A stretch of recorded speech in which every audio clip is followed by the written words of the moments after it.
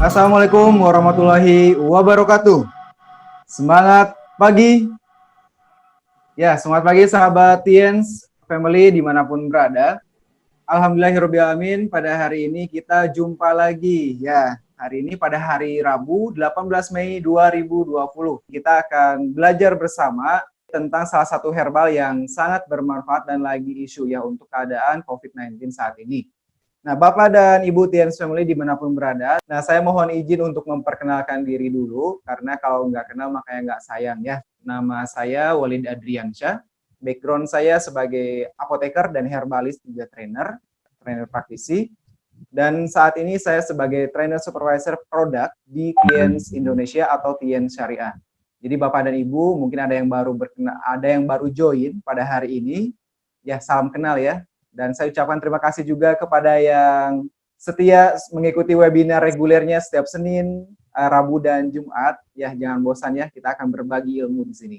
Nah, itu perkenalan singkat tadi dari saya ya, background saya. Kemudian mungkin ada beberapa juga yang sering konsultasi atau sharing terkait dengan kesehatan, terkait dengan produk dari Tiens Syariah. Nah, itu bisa juga nanti dikepoin atau Instagramnya @walidadriansyah, atau juga boleh kontak langsung di 0811997563. Nah, saya mau ingatkan kembali, jangan lupa untuk follow medsosnya Tiens Syariah ya, supaya update nih ilmunya ataupun informasi terupdate dari Tiens itu ada apa saja. Follow atau subscribe di medsosnya. Untuk di Facebook dan Instagramnya ada di @tiensofficialid. Nah, di sana banyak sekali update informasi yang diberikan oleh Tiens Asia Pasifik ya tentunya. Dan ini sangat bermanfaat buat Bapak dan Ibu. Kemudian websitenya boleh diakses juga, yaitu di www.tiens.co.id. Dan juga di YouTube-nya. Nah, jangan lupa di-subscribe ya, share and subscribe katanya ya, di Tiens Asia Pasifik. Dan juga ada nomor customer service-nya yang akan siap membantu Bapak dan Ibu 24 jam di 081314393232. Nah, silakan itu dimanfaatkan sebagai salah satu support informasi atau edukasi dari kami ya, Bapak dan Ibu. Baik Bapak dan Ibu Tiens Family dimanapun berada, hari ini materinya sangat bagus, yaitu tentang manfaat Cordyceps untuk kesehatan tubuh. Bapak dan Ibu mungkin sudah tidak asing lagi dengan kata Cordyceps ya. Cordyceps ini merupakan salah satu jenis tanaman herbal yang lebih tepatnya itu sering digunakan oleh pengobatan Chinese medicine. Dan ini bukan merupakan salah satu herbal yang baru ditemukan Bapak dan Ibu. Ini sudah ribuan tahun digunakan oleh terapi atau penggunaan Chinese medicine sebagai terapi penyakit tertentu ya. Dan ini sangat banyak manfaatnya. Dan kita akan sharing hari ini terkait dengan Cordyceps ini. Nah, kita akan tahu dulu tadi apa itu Cordyceps sebetulnya ya. Nah, Cordyceps itu merupakan salah satu jenis herbal yang lebih dikenal itu dengan jenis jamur ya, jenis jamur yang hidup pada ulat tertentu dan di daerah tertentu. Bapak dan Ibu bisa lihat ya, ada di slide-nya itu gambarnya seperti ulat, tapi ada ujungnya. Nah, kita akan lihat nanti sebetulnya yang dimanfaatkan itu apanya sih, ujungnya kah, atau memang bagian dari tubuhnya atau batangnya ya. Nah, dan ini berasal itu bukan dari Indonesia untuk Cordyceps sendiri, dan dia berasal dari dataran tinggi Himalaya, dan lebih tepatnya itu sejarahnya dari Tibet, yang sering digunakan pengobatan di Tibet yang berasal dari China juga. Nah, ini sampai saat ini banyak sekali yang mengatakan bahwa manfaat Cordyceps itu bagus buat imunitas, bagus buat daya tahan tubuh, buat pernapasan. Nah, itu tidak salah karena memang pengobatan Chinese medicine ini banyak sekali menggunakan bahan ini sebagai alternatif untuk menjaga kesehatan. Nah, kita nanti akan lihat apa saja sebetulnya yang dimanfaatkan untuk kesehatannya, kemudian ada apa di dalam Cordyceps tersebut. Setelah kita mengetahui apa itu Cordyceps, tentunya kita harus tahu dulu asal-usulnya Cordyceps itu dari mana sih. Nah, di slide berikutnya Bapak dan Ibu bisa lihat, itu ada siklusnya ya. Ada siklusnya Cordyceps itu, mulai dari tahap awal, dari mulai kupu-kupu ya, ada telurnya, stage awalnya dia bertelur, kemudian berubah menjadi ulat, dan ulat itu dia memasuki ke tanah ya, tanah yang sangat tropis ya. Kemudian di fase berikutnya dia akan memunculkan seperti ada ekornya tuh di ujungnya ya, di fase keempat. Nah, itulah yang disebut jamur. Nah, Bapak dan Ibu, kalau misalkan Bapak dan Ibu pernah nih berobat ke salah satu pengobatan alternatif yang memang basicnya atau latar belakang itu Chinese medicine, bahan dari cordyceps ini selain langka juga sangat mahal. Kenapa? Karena memang pertumbuhannya juga sangat langka dan manfaatnya sangat luar biasa bagus untuk kesehatan. Selain dari tadi langka, harganya juga sangat berbeda dengan bahan herbal yang lainnya. Dan ini kalau di China kayak makanan sehari-hari. Nah, nanti kita akan ada di slide berikutnya makanannya biasanya seperti apa yang dicampur dengan cordyceps. Tentunya bermanfaat buat kesehatan ya Bapak dan Ibu. Nah, jadi sekarang kita udah tahu ya yang diambil itu adalah bagian jamurnya tuh yang di fase keempat, di langkah keempat. Jadi dari bagian tubuhnya itu di bagian ujung ekornya dia mengeluarkan seperti jamur, kurang lebih seperti itu. Nah, itulah siklus dari cordyceps itu sendiri. Jadi Bapak dan Ibu kalau ditanya cordyceps itu apa, kemudian prosesnya seperti apa, sekarang sudah tahu ya. Kita lanjutkan ke slide berikutnya. Apa yang akan kita bahas yaitu tentang bagian dari cordyceps. Ya, seperti yang tadi saya sudah bilang bahwa cordyceps itu memang sejenis ulat, tapi ulat tertentu ya, yang tadinya dari metamorfosis atau perubahan dari kupu-kupu ya. Nah, yang tumbuh di bawah tanah ya. Bapak dan Ibu yang kita ambil ada bagian ujungnya atau mushroom fruiting body-nya yang ke atas ya, yang diambil adalah bagian jamurnya. Di sana banyak sekali bioaktif atau bahan-bahan utama zat aktif yang bermanfaat buat tubuh atau buat kesehatan. Nah, tentunya kita ingin tahu dong sebetulnya kesehatan apa yang dapat disupport atau didukung oleh bahan aktif yang terdapat pada cordyceps ini. Nah, nanti ada di penjelasan berikutnya. Nah, sekarang Bapak dan Ibu sudah tahu ya bagian mana yang diambil untuk kesehatannya.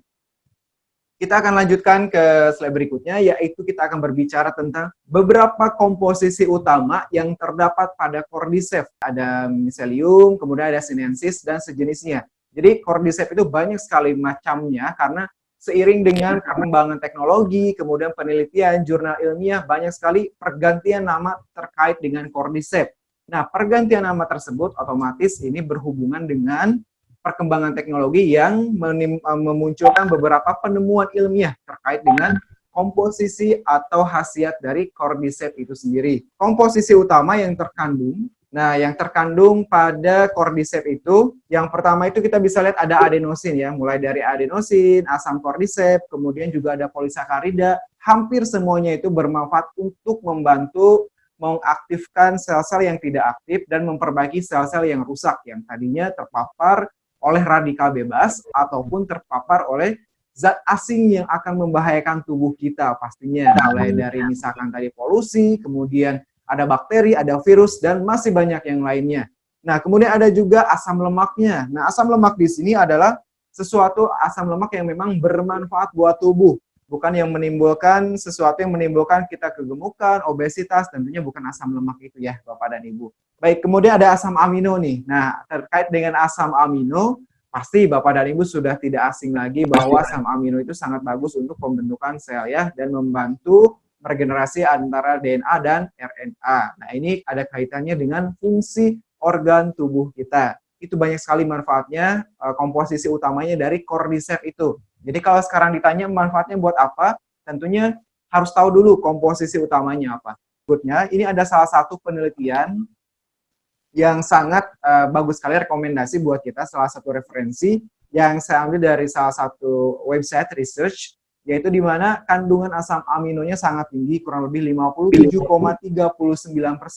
Nah, Bapak dan Ibu, ini bisa diperhatikan, selain dari ternyata zat aktif, terkandung beberapa zat kimia yang memang bermanfaat buat tubuh. Seperti ada beberapa macam mineral, vitamin yang terkandung di dalam asam amino ini. Ya, Bapak dan Ibu bisa lihat itu diagramnya bahwa memang kurang lebih 57,39 asam amino terkandung dalam cordyceps.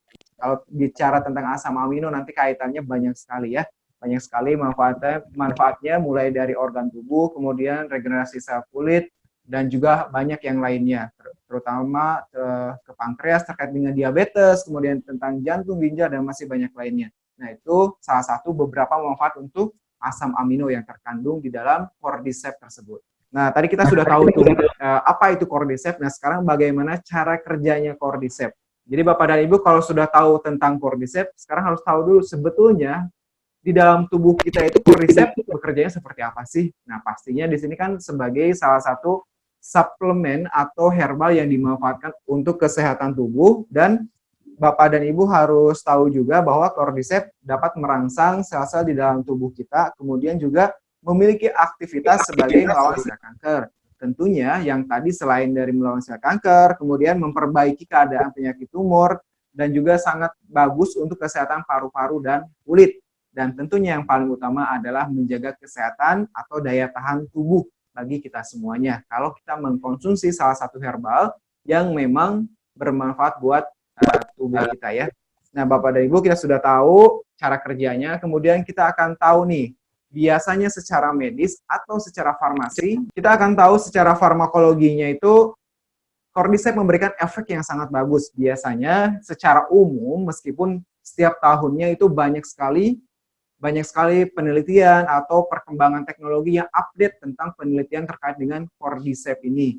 Misalkan secara farmakologi, saya akan berbicara dari sisi farmakologinya dulu, dari sisi farmasinya atau ilmiahnya, di mana Cordyceps sangat banyak dimanfaatkan untuk beberapa kondisi atau penyakit tertentu, misalkan untuk kanker ya, membunuh beberapa sel kanker yang berbahaya atau membantu mencegah timbulnya atau berkembangnya sel kanker tersebut di dalam tubuh yang terkena penyakit tersebut. Kemudian juga ada yang berkaitan dengan infeksi. Kemudian manfaat sisi lainnya itu dari sisi ilmiahnya terkait dengan infeksi yang disebabkan oleh baik itu virus ataupun bakteri ya, bakteri. Jadi banyak sekali yang manfaat dari ini ya, dari Cordyceps ini. Kemudian ada yang systemic effect-nya, yaitu dari komposisi tersebut banyak sekali dimanfaatkan untuk yang bermasalah dengan masalah kesehatan kardiovaskular atau jantung. Kemudian juga ada yang spermatogenesis atau yang berhubungan dengan seksualitas. Nah, ini banyak sekali dimanfaatkan tadi terkait dengan komposisi yang sangat kompleks, yang sangat lengkap, yang terkandung dari asam amino tadi. Ya, Bapak dan Ibu, seperti itu. Nah, secara umum manfaat Cordyceps itu, secara umum pastinya Bapak dan Ibu sudah tahu ya, itu ada antimikroba. Antimikroba itu bisa yang disebabkan oleh jamur, kemudian oleh bakteri, oleh virus ya. Baik Bapak dan Ibu, kemudian juga selain dari antimikroba juga sebagai antioksidan. Tentunya antioksidan ini sangat bermanfaat untuk menjaga daya tahan tubuh. Kita sudah sering bahas nih tentang antioksidan yang dimana sangat bermanfaat untuk meregenerasi sel di dalam tubuh kita. Dimana setiap hari itu banyak sekali sel yang rusak di dalam tubuh kita ya. Nah, Bapak dan Ibu, tadi secara umum selain dari antioksidan, juga Cordyceps bermanfaat sebagai antiinflamasi. Antiinflamasi itu apa? Biasanya berhubungan dengan sendi atau nyeri ya.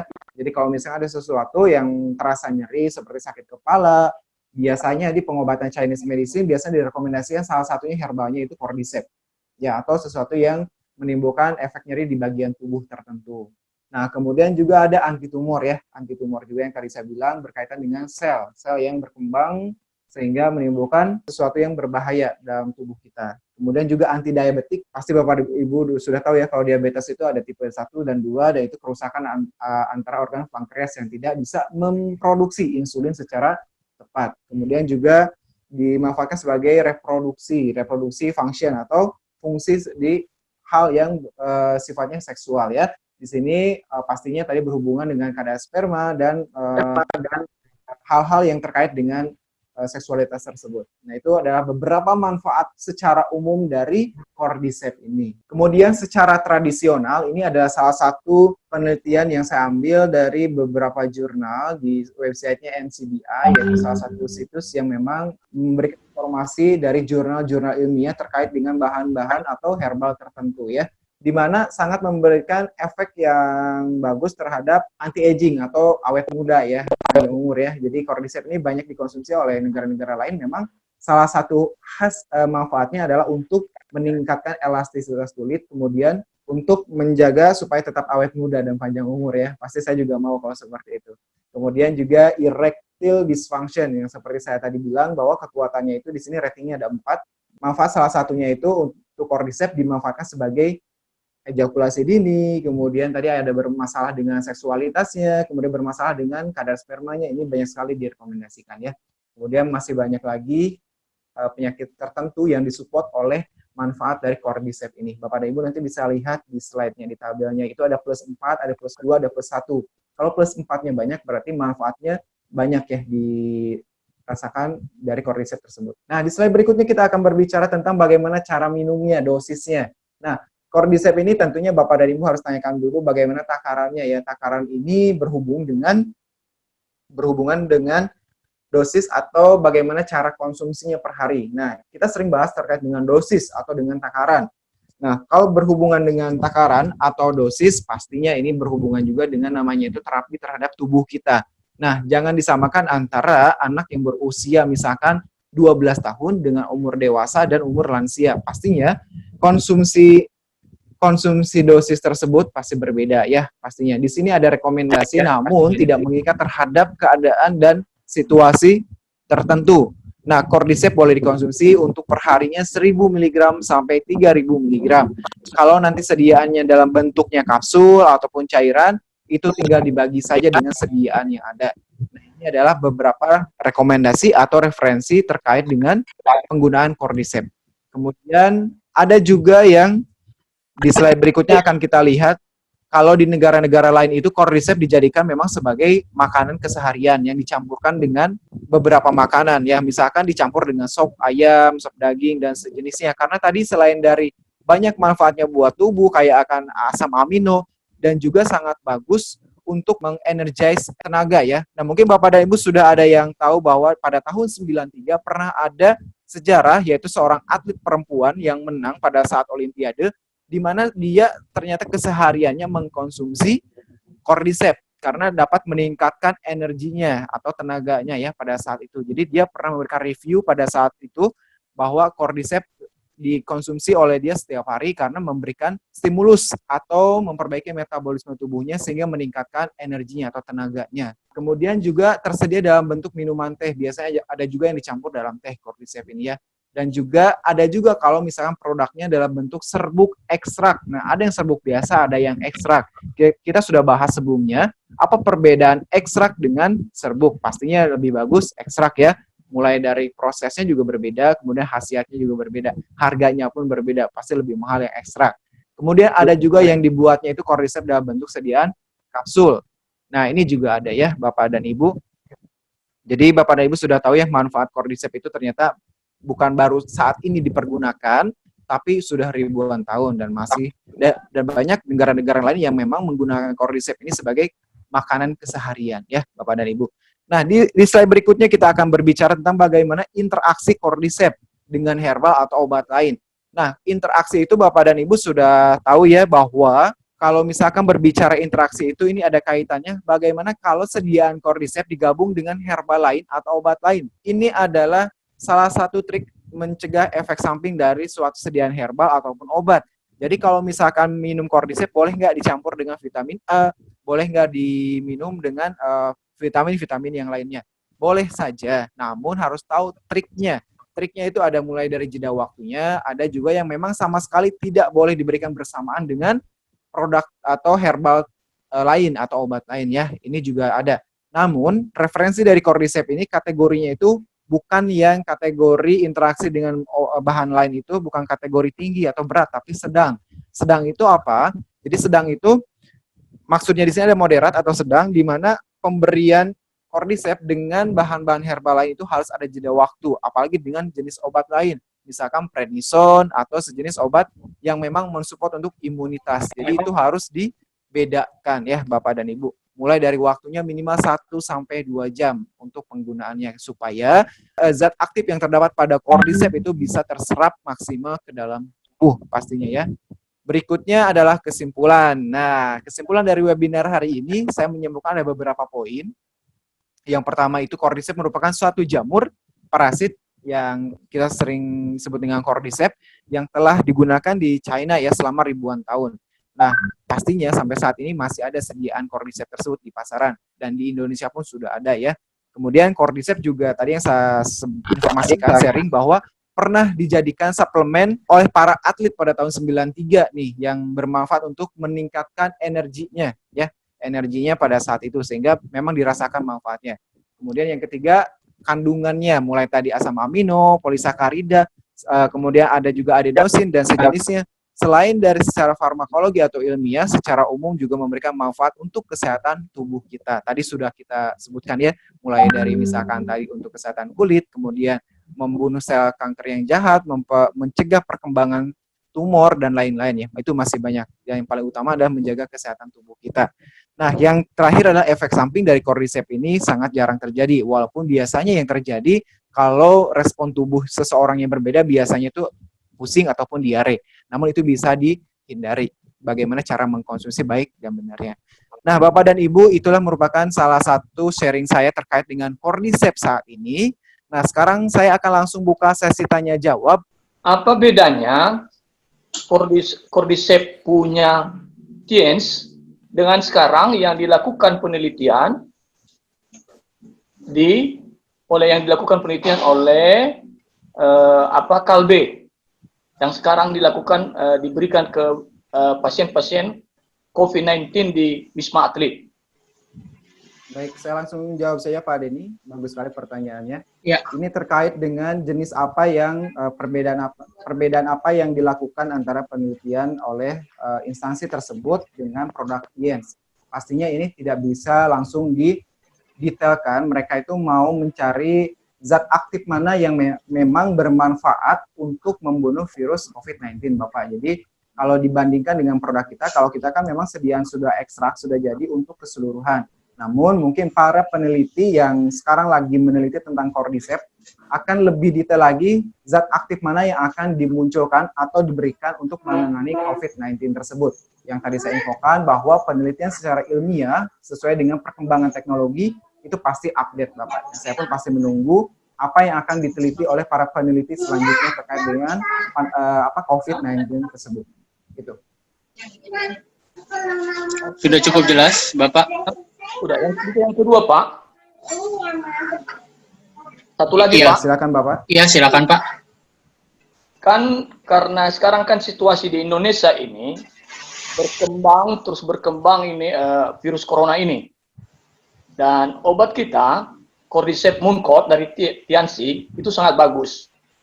Lalu, kalau kita melakukan promosi, baik secara media sosial maupun secara langsung kepada pasien-pasien kita maupun member-member yang baru, maka kita perlu data-data klinis, data-data empiris, supaya itu pegangan kita untuk mempromosikan, untuk menyampaikan keunggulan daripada Cordyceps punya Mooncott, Pak, punya kita. Terima kasih, Pak Walid. Baik, terima kasih Bapak. Pertanyaan yang sangat bagus yang kedua, yaitu terkait dengan support jurnal atau data klinis. Ya, saya kembalikan lagi ke masalah klaim kita. Klaim kita mulai, ada yang informasikan. Apakah suara saya terdengar jelas, Bapak? Terdengar, jelas. Oke.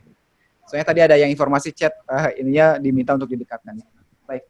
Jadi kalau misalkan terkait dengan jurnal support, itu pastinya karena kita adalah bentuknya food supplement, makanan kesehatan. Jadi di sini bukan kategori obat ya, Bapak ya. Jadi kita menyesuaikan dengan regulasi lagi. Namun kalau misalkan Bapak mau mengedukasi customer-nya, konsumennya atau kliennya terkait dengan benefit dari Mooncott kita ini dari Tiens, Bapak nanti cukup memberikan edukasi yang slide ini. Nanti saya akan bagikan ke grup ya, ke semua distributor Tiens.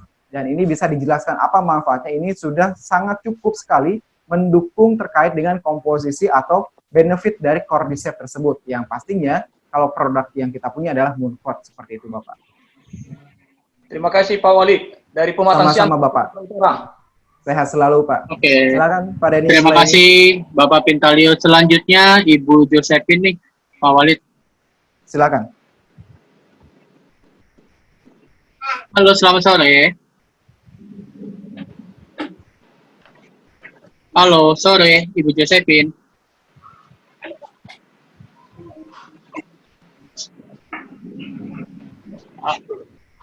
Kita lanjut yang lain dulu ya, Pak Walid ya. Silakan Pak Denny, silakan. Bapak Muhammad Masruri, selamat sore Pak. Ya, selamat sore Pak. Sore Bapak, silakan Pak. Sementara masih belum ada pertanyaan Pak. Oh belum. Masih belum ada ganjalan. Oh oke. Kita lanjut ya Pak Walid ya. Silakan. Ibu Nur Laila.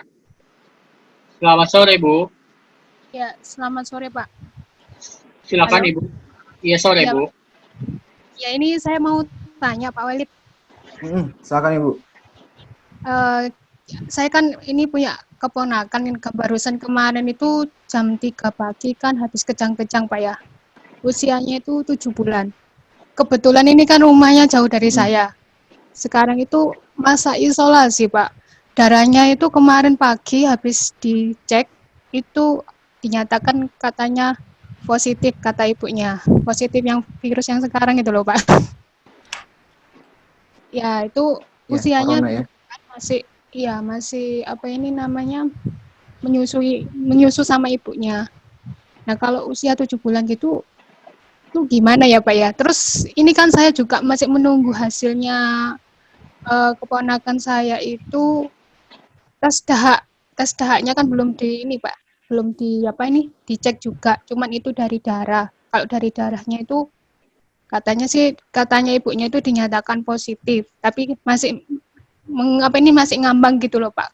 Belum dicek dahaknya aja gitu. Oke, baik. Kalau Yang Ibu usia tanya, bagaimana ya, Pak ya? Apa dikasih apa terus apa dikasih Cordyceps atau ibunya yang minum atau gimana? Soalnya dia sendiri nggak minum susu formula, enggak. baik. Saya langsung Ya. jawab saja Ibu. Kalau Ya, misalkan makasih. sudah apakah suara saya terdengar jelas di Ibu? Sudah dengar. Jelas, Pak Jelas, Walid. Ya.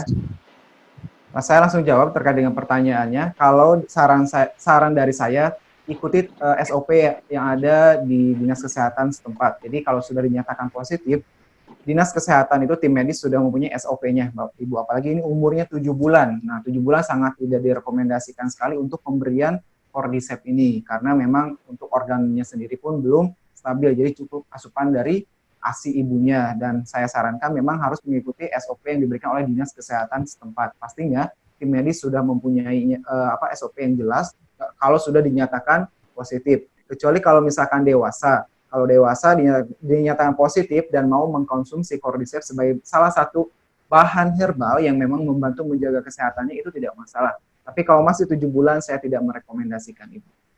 Seperti itu. Terus dikasih apa ya, Pak, kira-kira, Pak ya?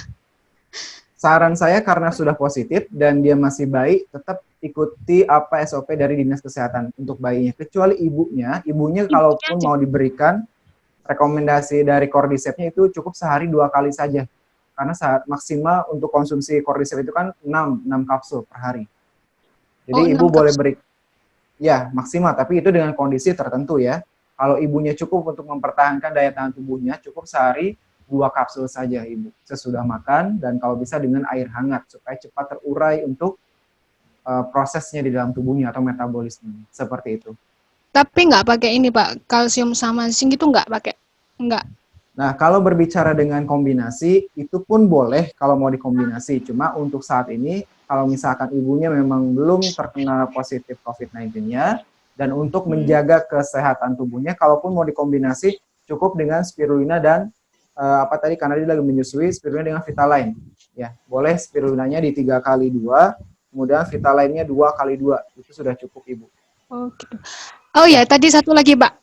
Silakan. Saya tadi ditelepon sama ibunya, ada di ronsen itu paru-parunya, itu ada bintik-bintik, kayak bintik-bintiknya gitu, Pak, di paru-parunya anaknya itu tadi, gitu. Nah, tadi kan sudah dinyatakan positif ya untuk COVID-19-nya, dan itu sudah dilakukan pemeriksaan medis berupa ronsen. Ya. Yang membaca ronsen itu yang mempunyai wewenang adalah yang menyimpulkan hasil ronsen adalah dokter yang memeriksa pasiennya secara langsung. Maka dari itu nanti kesimpulannya apa, bintik-bintik itu apa, kemudian diagnosanya apa adalah dokter yang menentukan ibu. Ya. Jadi baiknya dikembalikan lagi ke dokter yang menangani pasien tersebut. Ya. Oh gitu. Berarti kalau saya lewat ibunya aja nggak apa-apa ya, maksudnya diminumkan lewat ibunya gitu. Dengan tujuan menjaga kesehatan ibunya ya. Dengan tujuannya gitu. Ke sana. Ya. Oh iya. Oke, siap-siap, Pak. Terima kasih banyak, Pak. Oke, terima kasih Bu Nur. Selanjutnya ada Bapak Mujiono nih. Silakan Pak Mujiono. Sore Pak Mujiono. Halo Pak. Halo. Ya, sore Pak Mujiono, silakan. Ya, selamat sore. Halo, sore Bapak. Ya, selamat sore. Saya terkait dengan Cordyceps ya, kan yang punya di Muncot itu bisa untuk terkaitan otot ya. Ya kan ininya konsumen saya yang mengeluh dengan kondisi kaki, punggung dan sebagainya terkait dengan masalah otot, Pak. Mungkin Bapak bisa jelaskan ini Cordyceps dari Muncot ini apa memang direkomendasikan untuk sejenis urusan dengan otot, Pak? Mohon ditanya. Baik, saya langsung jawab saja. Terima kasih Bapak untuk pertanyaannya. Kalau dikaitkan Cordyceps untuk memperbaiki atau membantu kesehatan atau permasalahan dengan otot, itu boleh saja. Namun baiknya saran saya dikombinasi dengan produk lainnya. Kalau tujuan ke ototnya meningkatkan massa otot, pastinya ini direkomendasikan dengan konsumsi spirulina ya dan zinc ya. Tapi kalau misalkan permasalahan dengan otot seperti misalkan nyeri sendi, kemudian pegel, nyeri di bagian tadi rendah, pastinya Bapak boleh kombinasi dengan kalsium dan glukosaminnya. Nanti dengan jarak 1-2 jam antara Muncot dengan kalsium dan glukosamin. Itu Bapak. Jadi peglotilamin juga ya? Bagaimana Bapak? Halo? Ya, halo. Oh, jadi dikombinasikan dengan glukosamin dan Kalsium. apa itu? Ya, kalsium Ya. juga ya. Ya, saya iya. rekomendasinya seperti itu. Kalau memang bermasalah dengan ototnya. Baik, Pak. Terima kasih penjelasan, Pak. Sama-sama Oke, Bapak, sehat terima selalu. kasih Pak Mujiono. Berikutnya Bapak Eko Warsa ya. Ya, Pak. Oke, selamat sore Pak Eko. Sore, Pak. Halo Pak Eko. Halo, Pak. Saya mau nanya, Pak. Ya, silakan Pak Eko. Jadi gini, Pak. Waktu dulu kan ada saudara ya. Jadi saudara itu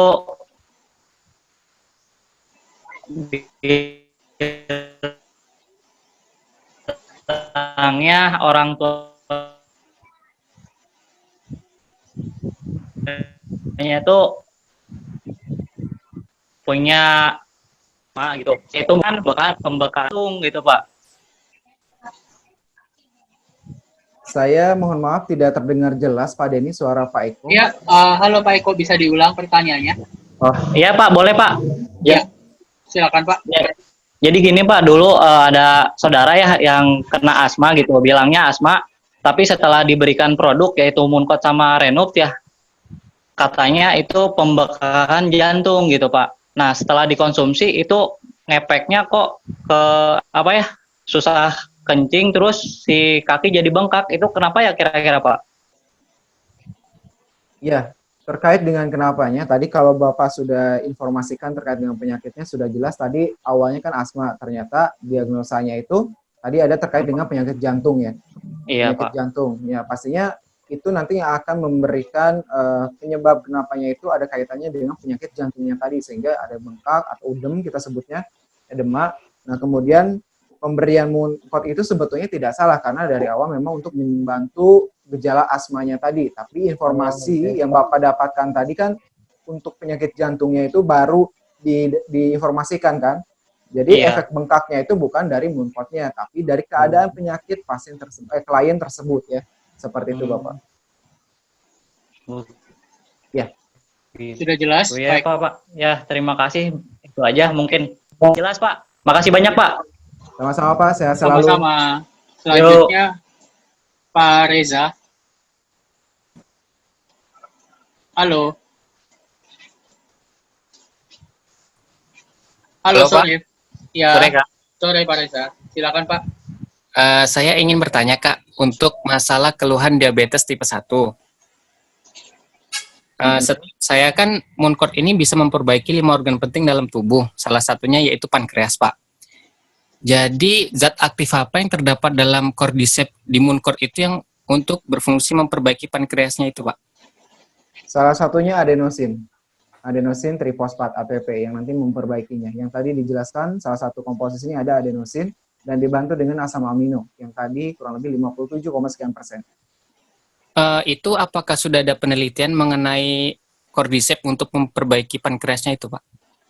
Kalau untuk penelitian, banyak sekali penelitian, tapi itu kan bukan menjadi suatu acuan yang memang 100% langsung mengobati, karena banyak beberapa komposisi yang saling support untuk membantu atau memperbaiki keadaan penyakit tertentu, Bapak.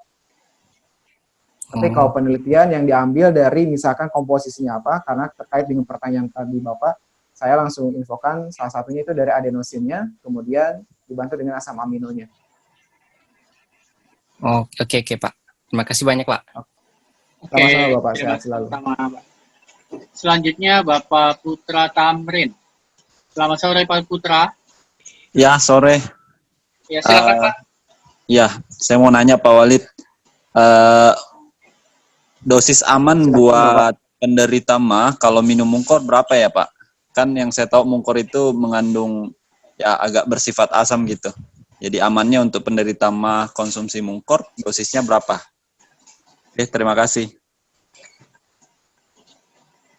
Baik, saya langsung jawab. Dosis aman. Kalau saya bilang dosis aman atau tidak, itu tidak ada satupun yang bisa menjamin dosisnya itu aman. Ya, karena kembali lagi ke respon tubuh setiap orang berbeda. Namun, saya berikan dosis untuk pencegahan atau dosis lazim, misalnya sebutnya, atau pencegahan. Umurnya berapa Bapak? Boleh diinformasikan? Halo? Halo Bapak?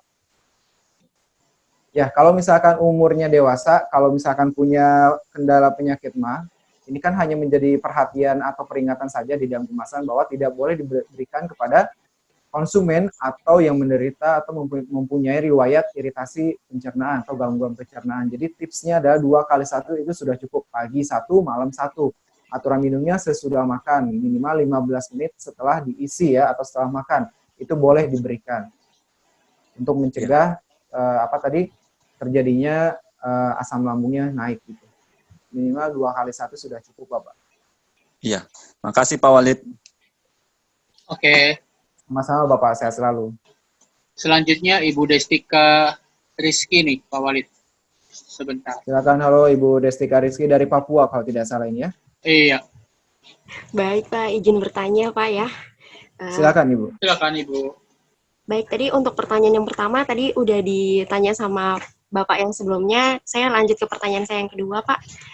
Jika dikonsumsi dosis yang dikonsumsi itu melebihi dari dosis yang diberikan, apakah manfaatnya itu akan dibuang secara otomatis oleh tubuh atau tubuh tetap menyerapnya seperti sesuai dengan kebutuhan gitu Pak? Baik, ini pertanyaan yang sangat bagus hubungannya dengan toksisitas obat ya, atau herbal atau suplemen makanan atau zat aktif yang diserap oleh tubuh. Nah, jadi kalau misalkan hubungannya sudah melebihi dosis yang diberikan, nanti jatuhnya bukan mengobati, malah memberikan toksik atau racun terhadap tubuh atau organ tertentu. Harusnya organ tertentu itu misalkan contohnya jantung misal menyerap sekian persen dari yang harusnya kita konsumsi. Nah, sedangkan perharinya misalnya 10%, nah kita berikan 20%, sisanya kemana? Sisanya adalah merusak organ tersebut sehingga timbul penyakit baru. Bukannya memberikan efek sehat, malah memberikan efek racun atau penyakit baru. Itulah yang disebut dengan toxic dosis ya, dosis yang melebihi ya. Seperti itu Mbak Rizky. Tidak dibuang, tapi baik, menimbulkan Pak, efek yang baik. Oke, baik Pak. Saya tambahin lagi boleh Pak pertanyaannya? Boleh, silakan. Terkait dari jawaban Pak Walid, ya terkait dari jawaban Pak Walid barusan, ini kan suplemen Pak. Apakah suplemen juga bisa memberikan efek toksin kepada tubuh gitu? Atau hanya obat saja gitu? Pastinya, Gitu aja, Pak.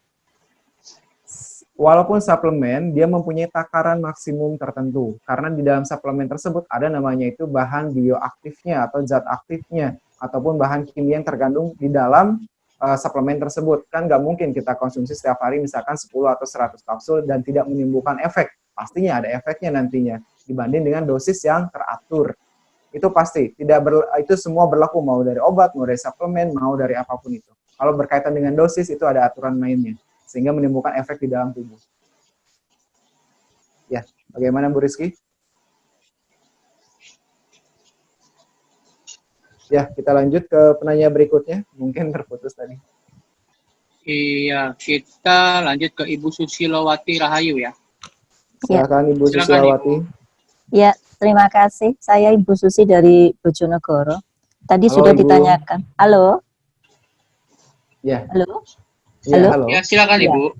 Ya, saya Bu Susi dari Bojonegoro. Tadi sudah ditanyakan oleh Pak Tamrin tentang MAH. Ini terkait pasien itu, dia punya MAH, kemudian ada diabetes. Nah, yang harus saya lakukan itu menyembuhkan diabetesnya dulu atau MAH-nya dulu. Jadi yang mana? Karena memang citin saya berikan, kemudian karena ada MAH, munkotnya itu saya berikan kapan, setelah sembuh MAH-nya dulu atau bagaimana? Demikian. Terima kasih Pak Walid. Ya, saya langsung jawab saja. Ibu berikan diakon tidak untuk penderita diabetesnya? Iya, berikan diakon. Berapa kali sehari? 1 kali 2. 1 kali 2. Maksudnya bukan 2 kali, 1 kali minum 1 kapsul. Berarti kebalik 2 kali 1 ya, bukan 1 kali 2. Oh iya. Ya. Tadi 2 kan kali. informasinya hanya diberikan citin. Kalaupun misalkan kalau diabetes itu kan biasanya sudah ada terapi dari dokter, minimal dia minum misalkan metformin ya setiap hari. Kalau nggak sehari sekali, biasanya 2 atau 3 kali sehari, atau jenis obat lainnya seperti glibenclamid, dan itu harus tetap diminum karena untuk menjaga kestabilan pankreasnya untuk memproduksi insulin. Kalaupun dibantu dengan produk kita, nah dengan produk kita itu kan ada tadi salah satunya diakon yang membantu untuk menjaga kesehatan diabetesnya tentunya ya. Nah itu tadi 2 kali sehari itu sudah bagus untuk diakonnya. Citosan juga boleh diberikan, nanti itu memberikan efek atau membantu untuk pengeringan kalau ada lukanya. Kemudian munkotnya, jika memang untuk diberikan karena dia punya penyakit lambungnya, rekomendasi saya itu kalau memang untuk membantu kesehatan lambungnya, kenapa tidak diberikan spirulina saja dibanding dengan munkot. Kalaupun misalkan mau, kalaupun mau diberikan munkot, itu boleh berbarengan dengan produk lainnya, dalam artian bersamaan, tapi jeda waktunya 1 jam sampai 2 jam. Dia sendiri minumnya. Tidak boleh berbarengan dengan munkot, dengan citosan, ataupun dengan tadi diakon. Ya, spirulina. Ya. Oke. Boleh Ibu. Ya, terima kasih. Sama-sama Ibu, sehat selalu. Alhamdulillah. Oke, selanjutnya Bapak Virus ya, atau Ibu ini? Bapak ya? Sore. Halo, selamat sore. Sore, Pak. Ya, silakan Pak Virus. Aku nggak mau ngerti. Halo Pak Virus. Bentar.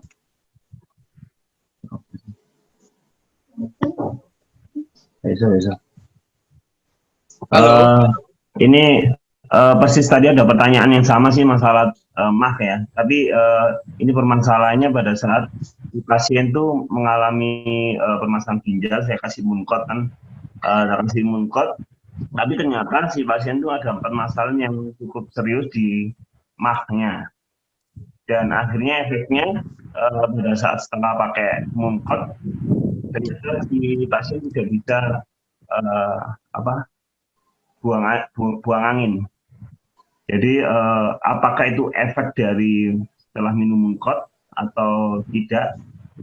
Itu yang pertama, Pak. Jadi efeknya munkot ke MAH ya.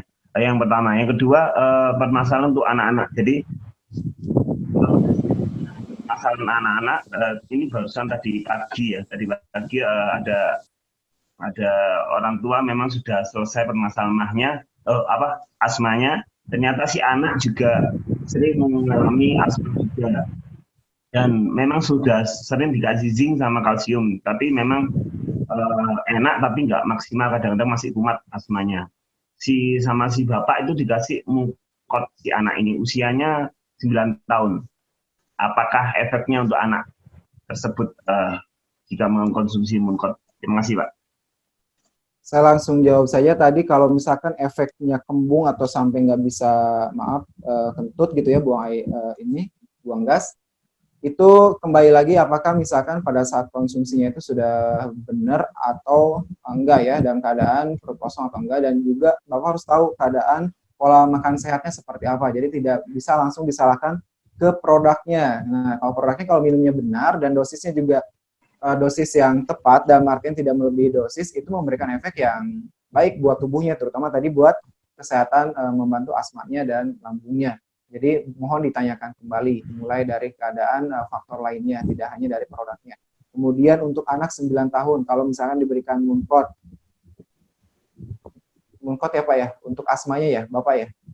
Ya, itu boleh saja diberikan dan boleh sehari cukup satu saja, dan Bapak boleh campurkan dengan makanan seperti yang tadi direkomendasikan, boleh dicampur dengan sup atau dibikin dengan campuran makanan lainnya sehingga anak juga mau makan gitu kan, mau termakan produk suplemen. Ya. Mau tanya yang Bagus buat kesehatan. pertama tadi, Pak. Yang untuk pertanyaan pertama tadi, kebetulan si pasien tadi itu bermasalah di mah yang cukup akut. Iya.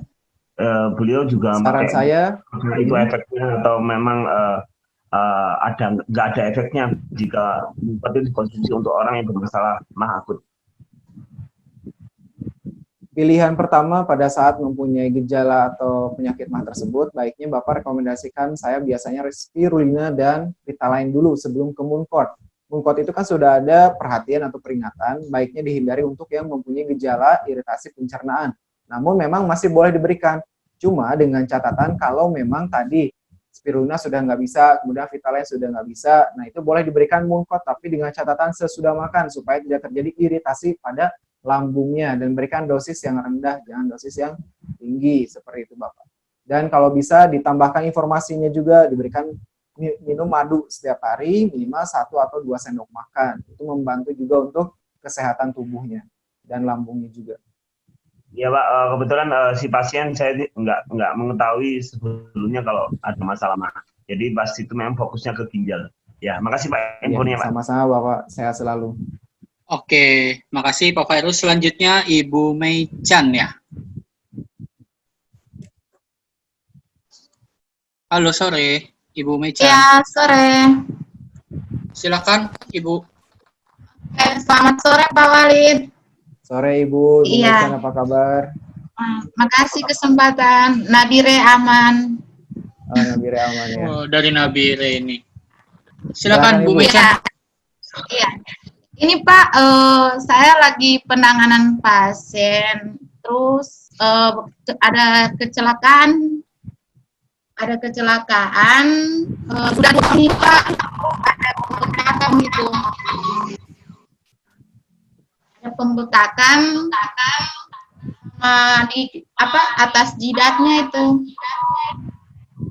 Terus sudah 2 minggu nggak turun-turun. Lalu saya rekomendasikan Muncor. Nah, ini Muncor ini gimana ya? Diminumnya itu beberapa ya untuk bisa sehari. Ini kan saya cuma kasih maksimal aja, maksudnya dari standar. Tapi saya memang belum kasih kondisinya nggak terlalu separah, cuman karena waktu kecelakaan itu jidatnya itu nggak pecah tapi bengkak sekali, nggak turun-turun bengkaknya gitu. Mungkin nggak kempes kali Bu, bukan nggak turun ya. Bisa turunkan bengkaknya Pak. Kasih dosis berapa Muncornya? Baik, saya langsung jawab saja Ibu. Terima kasih pertanyaannya. Mungkin di sini bukan turun bengkaknya ya, tapi lebih kempes gitu ya. Pastinya yang pertama itu dari sisi yang lainnya juga dibantu informasinya, mulai dari sering dikompres dengan air hangat, kemudian juga mulai dari pola makannya juga banyak sayur dan buah-buahan, itu sangat membantu untuk nanti memperbaiki bengkaknya. Nah, kalau untuk dibantu dengan produk kita atau produk dari Tiensya, kalau mau diberikan itu Ibu boleh berikan kombinasi, jadi nggak hanya satu. Kombinasinya apa? Ibu boleh berikan spirunya. Itu umurnya berapa Ibu tadi maaf? Oke, nah dewasa ya. Nah, Ibu boleh berikan spirulina 2x2, kemudian Vita lainnya 2x2, dan Muncotnya cukup 2x1 saja Ibu. Nanti Ibu boleh lihat perkembangannya. Oke, siap Pak. Makasih. Sama-sama Ibu. Sama-sama Ibu. Selanjutnya Bapak Budi Widianto.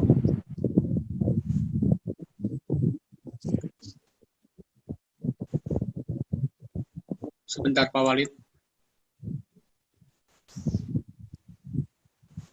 Halo, sore Pak Budi. Sore Pak Budi. Kita lanjut dulu ya Pak Walid ya.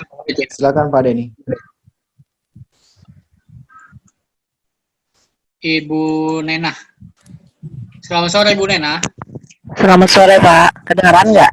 Oh, kedengaran jelas. Jelas sekali. Alhamdulillah.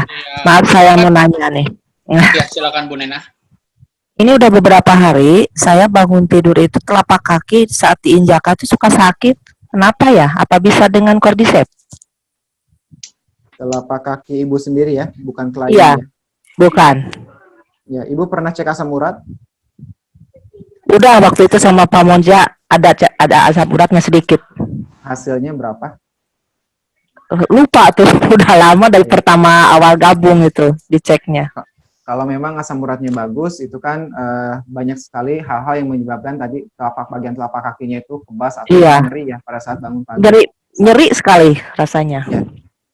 Nah, itu boleh nanti Ibu cukupkan minum air putih yang cukup minimal sehari 8 gelas, itu dari air putihnya.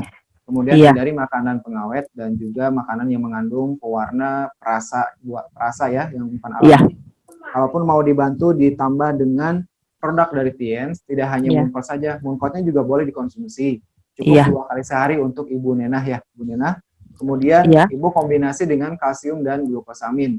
Ibu ada alergi telur apa enggak? Atau alergi seafood? Alhamdulillah tidak punya alergi Pak. Kalau tidak ada alergi, boleh Ibu dikombinasi dengan kalsium dan glukosamin plus Mooncott 2 kali 1. Mooncott-nya nanti terpisah 1 jam setelah produk yang tadi. Diminumnya sebelum tidur apa bangun Sebelum tidur? Sebelum makan? Sebelum tidur. Ya. Oh iya iya. Kalau 2 kali sehari, kalau masih bulan Ramadan, berarti pas setelah buka puasa dan setelah sahur itu masih boleh. Oh iya. Makasih jawabannya Pak Walid. Assalamualaikum warahmatullahi wabarakatuh. Amin. Oke, selanjutnya Ibu Rizky Amalia. Sore Ibu Rizky. Iya Pak, sore Pak. Sore. Ya suara saya kedengaran nggak Pak? Jelas. Kedengaran Ibu, jelas. Silakan Bu Rizky. Nah, terima kasih. Nah, saya di sini pengen mau nanya Pak, untuk penderita stroke ringan dan batu ginjal itu apa bagus diberikan produk Mooncott atau ada rekomendasi produk lainnya? Tadi apa? Batuk ringan? Stroke ringan dan batu ginjal Pak. Oke. Ya, atau ada rekomendasi produk lain dari Tiens? Oke, saya langsung jawab saja. Yang pertama adalah Ibu harus tanyakan dulu kliennya ada tindakan medis atau tidak. Kalau ada tindakan medis itu misalkan apakah kontrol ke medisnya ke dokternya itu rutin atau tidak, tetap disarankan ya. Kemudian kalaupun ada obat dari dokternya tetap harus diminum, jangan sampai di stop dengan alasan diganti dengan produk atau suplemen kesehatan dari Tiens, itu tidak boleh sama sekali. Nah, kalaupun rekomendasi untuk produknya yang dapat membantu kesehatannya terkait dengan stroke dan batu ginjalnya, itu boleh diberikan Grab-nya 2 kali sehari, kemudian Vitaline 2 kali sehari, Vitaline 2 kali sehari, sama Mooncott-nya Ibu boleh berikan 2 kali sehari saja, itu sudah cukup. Sama Mooncott Pak ya? Ya, jadi ada 3 ya, tapi jangan dibarengin dengan obat medisnya. Kalau misalkan sedang mengkonsumsi obat medisnya ya. Oh, siap-siap Pak. Ya. Terima kasih Pak jawabannya. Sama-sama, sehat selalu Ibu. Iya Pak. Wah, banyak ya Pak Walid yang bertanya ya. Selanjutnya Ibu Dewi Indahwati ya, Pak Walid. Silakan Ya, Bu Dewi. Sebelum saya menjawab, saya informasikan di Jakarta di sini hujan nih, hujan deras. Di tempat Bapak dan Ibu apakah hujan? Nanti boleh ditulis di kolom chatnya. Ya, silakan Bu Dewi. Halo, sore. Halo, sore Bu Dewi. Pak Walid mau tanya, anak saya itu kan sekarang umur 18 tahun. Dia itu sering kena jerawat mawar. Pertanyaannya, dia itu harus minum vitamin yang apa ya? Karena dia ada alergi itu Pak Walid. Alerginya alergi apa Ibu? Dulu pernah dicek itu alergi ikan laut. Oh, ikan laut. Telur gimana? Telur enggak kayaknya. Hasil dari tes dulu, telur enggak. Enggak ya.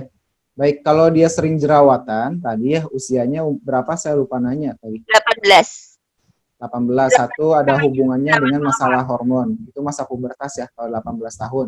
Ya. Tapi kalau mau dibantu dengan produk dari kita, Ibu boleh berikan Mooncott-nya 2x1, kemudian Vitalain 2x2, kemudian Spirulinanya 3x4.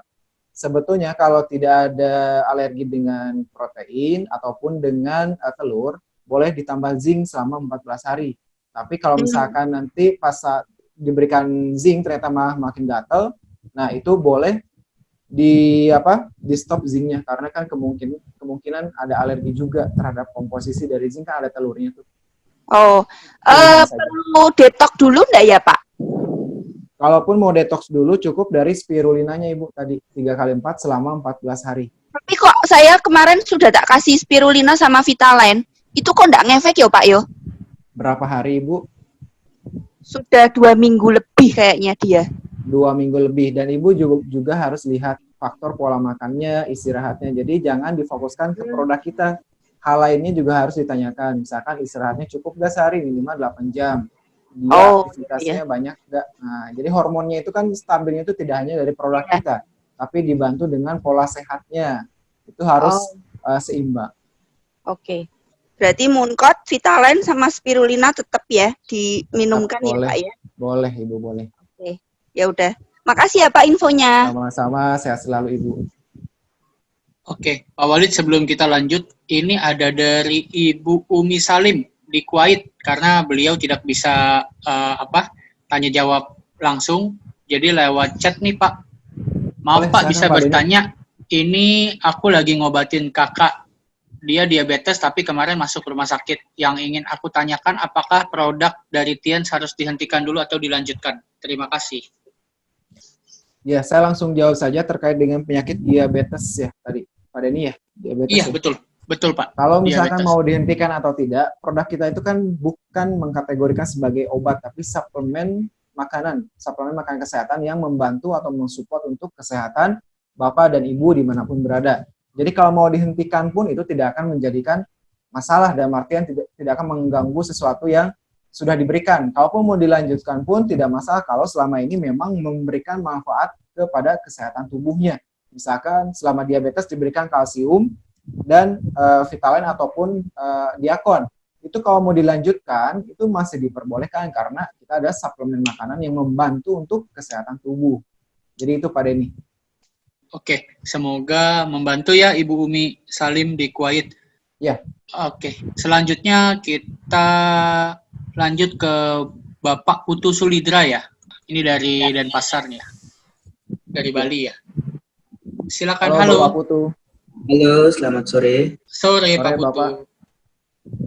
Gini Pak, saya ada 3 pertanyaan tentang hal yang Bapak tadi kan. Yang pertama kan saya punya pasien itu dia nafsu untuk melakukan yang namanya seksual itu sudah nggak ada Pak. Nah, jadi untuk sarannya itu produknya apa aja. Dan yang kedua, saya punya paman, dia udah lebih dari sekitar 10 tahunan, itu kalau misalnya kayak batuk, itu keluar ingusnya itu keluar, tapi yang putih Pak, kayak cairan. Dan yang ketiga, saya punya pasien, itu dia tumitnya sakit pas lagi jalan. Kira-kira apa sih yang menyebabkan seperti itu Pak, dan solusinya seperti apa? Cukup sekian dan terima kasih. Oke, saya langsung jawab saja. Yang pertama, saya masih belum paham terkait dengan keluhan seksualitas yang memang tadi katanya sudah biasa ya. Mungkin bisa diulang Bapak yang pertanyaan pertama? Yang pertama itu Pak gini, dia masih berumur sekitar 27 sampai 28 tahun lah Pak. Tapi dia nafsunya itu untuk berdiri itu nggak ada Pak.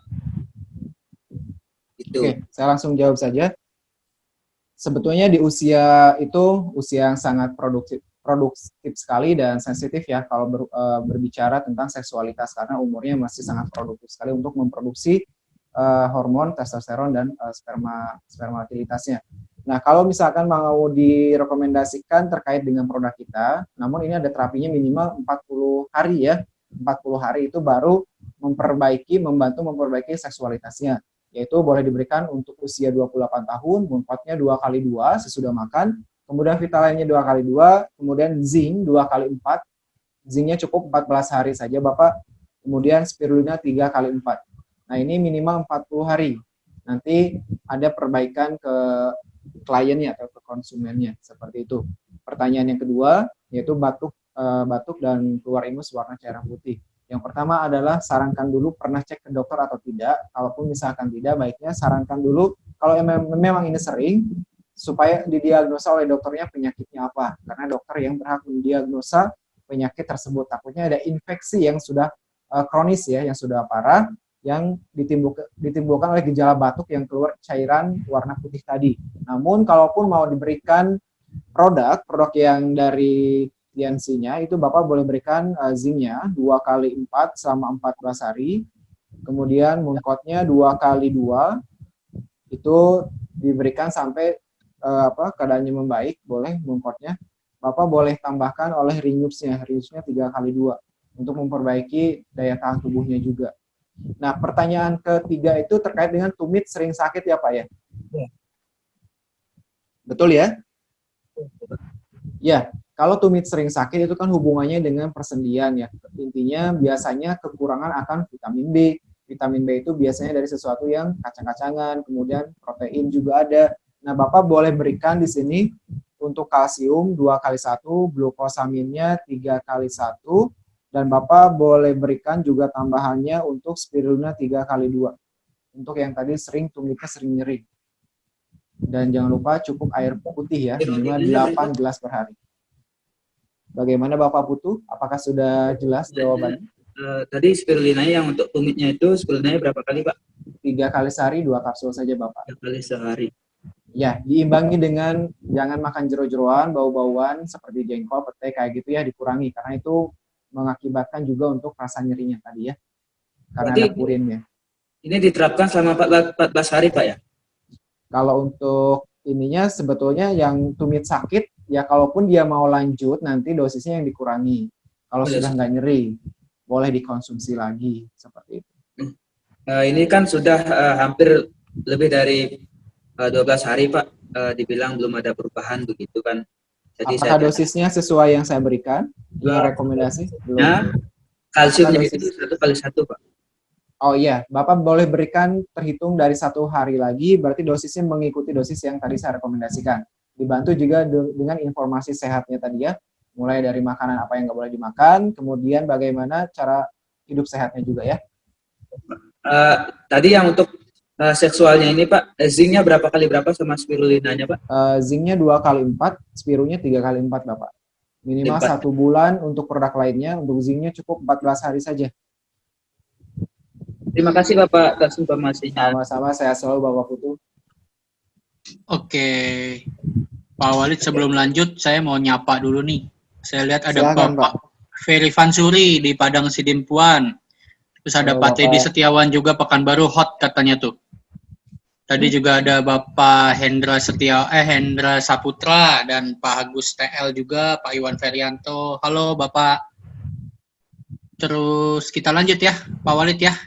Boleh, silakan. Ke Ibu Mutmainah. Selamat sore, Ibu. Iya, sore. Sore, Ibu. Ya, silakan, Ibu. Pertanyaan saya ini, Pak. Ini saya ada kasus. Nah, anak ini usianya kurang lebih 9 atau 10 tahun.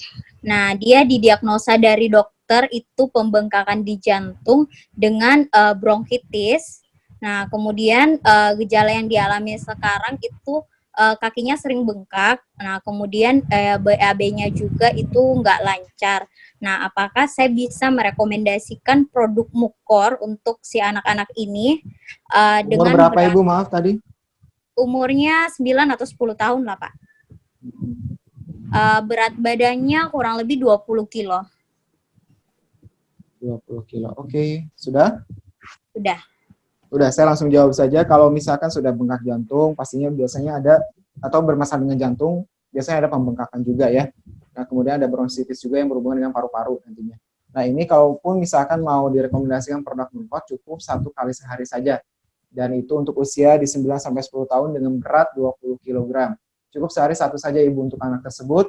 Dan jangan lupa tetap harus pengobatan medis harus tetap dilanjutkan. Dengan catatan pemantauan dokternya tetap harus dilakukan. Jangan sampai hanya direkomendasikan untuk konsumsi Mooncott saja. Supaya nanti hasilnya maksimal juga. Apakah bisa dikombin dengan produk lain, Pak, untuk anak seusia itu dengan penyakit seperti itu? Kalaupun mau dikombinasi dengan Mooncott-nya tadi 1 kali 1, Ibu boleh berikan Renups, cukup 2 kali 1 Renups-nya. 2 kali 1. Kemudian Ibu boleh berikan Vitaline 1 kali 1. Sudah Ibu, 3 saja sudah cukup. Oh iya ya. Oke, terima kasih, Pak. Sama-sama Ibu, sehat selalu. Buat mau Maina. Selanjutnya Ibu Sarinah. Selamat sore Ibu. Iya. Sore. Halo Pak. Iya sore. Silakan Ibu. Sore. Saya mau tanya nih. Tadi kan dia ada 3 ya tadi. Dua yang 2 aja saya nggak tahu. Dari itu tadi kan apa tadi namanya? Itu Pak dari serbuk sama ekstra tuh bedanya apa ya? Baik, saya langsung jelaskan saja ya. Nah, kalau sedianya aja, Pak, ya. Baik. Nah, saya langsung jawab ya. Kalau misalkan ekstrak itu memang jenisnya sama-sama serbuk, tapi kualitasnya lebih bagus daripada serbuk. Cara melihatnya itu serbuk atau ekstrak, tinggal dilihat saja di kemasan botolnya, apakah hanya mencantumkan cordyceps powder, berarti dia serbuk, bukan ekstrak. Nah, kalau misalkan ada cordyceps ekstrak, nah itu berarti bentuknya ekstrak. Jadi kalau ekstrak itu biasanya kelipatannya itu berbanding 10:1. Jadi 10 serbuk, jadi 1 ekstrak. Jadi lebih bagus kualitasnya yang ekstrak seperti itu. Oh iya, terima kasih Pak ya. Sama-sama Ibu, sehat selalu. Kita buka 2 penanya terakhir Pak Denny. Iya, ini terakhir ada 1 sebentar. Ibu Widi. Halo sore Ibu Widi. Sore Pak Walid. Ya, makasih. silakan. Gini Pak, saya mau nanya, ada kebetulan konsumen saya itu lagi cuci darah ya. Cuci darah sudah seminggu 2 kali, udah gitu kan saya saranin Mooncott nih. Nah, ada tahapan-tahapan buat minumnya itu, saya kasih awal itu di 3x5. Nah, dari situ beliau tanya, kan saya nggak boleh banyak minum. Nah, itu gimana nih Pak? Kalau misalkan emang kalau penyakit ginjal itu kan sebetulnya tidak boleh terlalu banyak minum, sedangkan kalau minum produk kan dia juga harus gitu. Nah, ini gimana solusinya gitu? Sebelum ke solusi, saya mau menanyakan terlebih dahulu. Ibu dapat rekomendasi dosis 3x5 dari mana untuk penyakit ini? Kebetulan saya sempat ikut SOC ya Pak ya. SOC, jadi waktu itu ada tahapan-tahapan tertentu. Kalau misalkan dari segi dosisnya gitu ya Pak, jadi ada kayak misalkan tahapan awal pakai dosisnya segini, nanti kalau misalkan sudah itu naik lagi gitu Pak. Nah itu sedangkan beliau ini nggak boleh minum terlalu banyak gitu. Nah itu gimana solusinya? Baik, saya langsung jawab saja. Kalau misalkan untuk penyakit tersebut memang kaitannya kalau berhubungan dengan penyakit ginjal, konsumsi air itu memang harus dibatasi karena kan nanti jatuhnya ke pembengkakan dan penyerapan ke organ tubuh yang lainnya. Nah, kalaupun misalkan terkait dengan dosisnya, saya sarankan Ibu baiknya diturunkan, jangan 3x5 untuk keadaan seperti ini. Kalau 3x5 berarti per hari 15 kapsul. Nah, itu bagi saya itu rekomendasinya terlalu tinggi dosisnya. Ibu boleh berikan di 2x2 dan air putihnya pun menyesuaikan, tidak masalah kalau hanya 1 produk. Karena memang dikaitkan lagi dengan keadaan kliennya sedang mengalami cuci darah, apalagi seminggu 2 kali, seperti itu. Saran saya turunkan dosisnya Ibu Widi. Siap. Ya Pak Walid, makasih. Ya, sama-sama Ibu, sehat selalu. Pak Walid, ini terakhir. Ya, Coba boleh. sebentar, saya... Halo, sore, Pak Rashid. Iya. Ya, Pak, silakan Pak. Bisa langsung ditanyakan kepada Pak Walid. Ya, jadi gini, Pak Walid ya. Jadi Halo, kan Pak. kondisi ibu saya kan ini dari tanggal 28 itu pecah pembuluh darah di otak tengah. Kemudian sudah dioperasi di tanggal 29 selama 12 hari di ruang ICU kan. Tapi setelah dioperasi itu ada kondisi sadar dan bisa diajak bicara gitu. Sekali-sekali dia diajak bicara bisa. Tapi setelah dicabut selang yang dari otak itu keluar, dan sudah 7 hari lah sampai 8 hari kami di ruangan inilah ruangan di rumah sakit, belum bisa diajak bicara, tapi matanya itu kadang-kadang terbuka sedikit-sedikit gitu, kadang semenit, kadang berapa detik gitu. Jadi kalau dilihat sampai saat ini kan kesadarannya belum bagus lah kita bilang, Dok. Ya, jadi kira-kira untuk kondisi ibu yang saat ini yang lagi kita rawat, kebetulan saya lagi sama ibu ini, kira-kira apa ya, Dok ya, suplemennya yang bisa dipakaikan ke ibu itu? Dan cara pemakaiannya kapan kan gitu, karena kan ini masih juga ada gabung sama obat dokter gitu kan. Kemudian beliau juga sepertinya ada dahak gitu, dahaknya agak kental di kerongkongan mungkin ya. Kemarin sudah dikasih juga elektrolit oleh dokter dan dicek darah.